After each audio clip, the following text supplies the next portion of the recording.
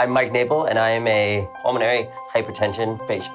I switched jobs in June of 2015. I was commuting, it was a foot commute, and I noticed after about a month on the job that I couldn't really walk about 4 blocks without feeling short of breath. But I didn't really pay attention to it, and eventually, 3 months later, I was like, oh, I need to get a physical. So I went to get a physical, and then I asked them, feeling shortness of breath, is there something that I can do about it? Went to a pulmonologist. They thought that I had asthma.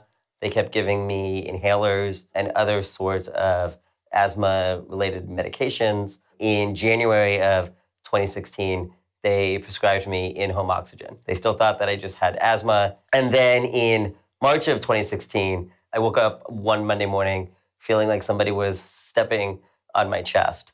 And so I went and I checked myself into urgent care. They didn't really know what was going on. And then I was admitted, transferred to a hospital. And at the hospital, the doctor had said, the other day I saw somebody who was presenting with your symptoms. You should call your family just to be safe. And it turns out that I did a right heart catheterization. I was then transferred to another hospital. And so after about a 2-week hospital stay, I got my idiopathic pulmonary hypertension diagnosis. The interesting thing about all of this is that I think I had been misdiagnosed for the past 13 years or so. In 2005, I was skiing and I got what the doctors then called high altitude pulmonary edema. Nobody said anything about pH. The words pulmonary hypertension never entered their lexicon, and I was just treated with oxygen and sent on my way after like a 3-day hospital stay. So that happened in 2005, happened in 2008, and it happened in 2012.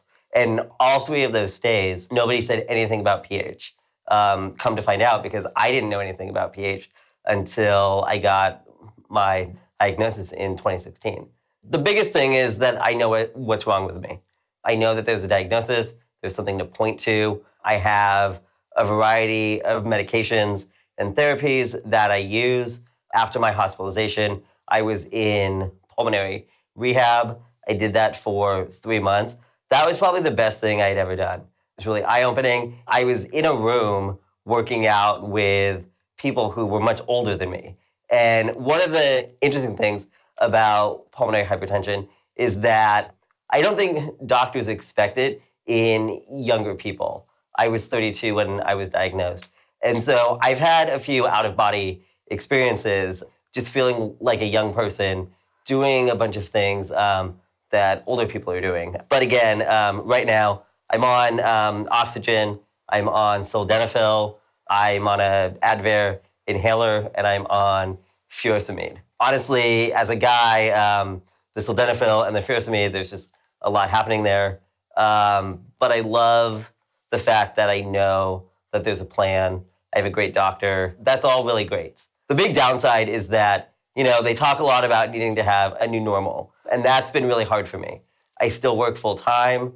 I keep really busy. After I got the diagnosis, I actually switched jobs because I wanted to do something to fulfill my career, because nobody really knows how long somebody lives with pulmonary hypertension. It's only in the last less than 20 years that they have all of these new prescriptions and medications and therapies that you really have to kind of go after the things that you want to do. And I struggle a lot between wanting to reach all of my goals in what could be a short amount of time versus kind of stepping back and really trying to balance my life, putting my health first, things like that. And part of that is because I was actually born premature. I was 2 months early. And so I've had a lot of medical struggles throughout my life, and it was always just kind of a part of who I was. And when the pH diagnosis happened, I was really thrown through a loop because I just didn't know what to expect. And, it's been a very trying 2.5 years. But I think as we're having this conversation, I feel like I sound really positive about that. And I think that that's a good thing. It's kind of all you really can do. I would say it's okay at first to be, either upset, maybe a little depressed about it, certainly unsure of what the next steps are, I reached out immediately to find other people who had stories. I particularly was looking for young people who were going through things that I was experiencing because I think stories are really powerful. I started to write. I do a lot of writing to process my feelings, my life with PH, and I show that writing with other people. And I think that's really helpful. And I just think the best thing that you can do is find the good in it that you can then help other people who are going through the same thing. One of the great things is finding other people. I've met a lot of people online. Logging on to like Twitter or Facebook is a great way to learn about other people who have PH. That's actually how I found out about this podcast, was through Facebook. And that is just a really powerful tool because oftentimes in our immediate lives, we don't know anybody who has PH. But the fact that you can connect, reach out, it's great. And it really gives you a sense of community, and there's always someone there to speak to if you need to talk about how bad everything is. Because on some days, things are really bad. On other days, things are pretty good. And it kind of goes up and down, and you just kind of have to ride the wave. One of the big things that I struggle with right now is trying to balance my career.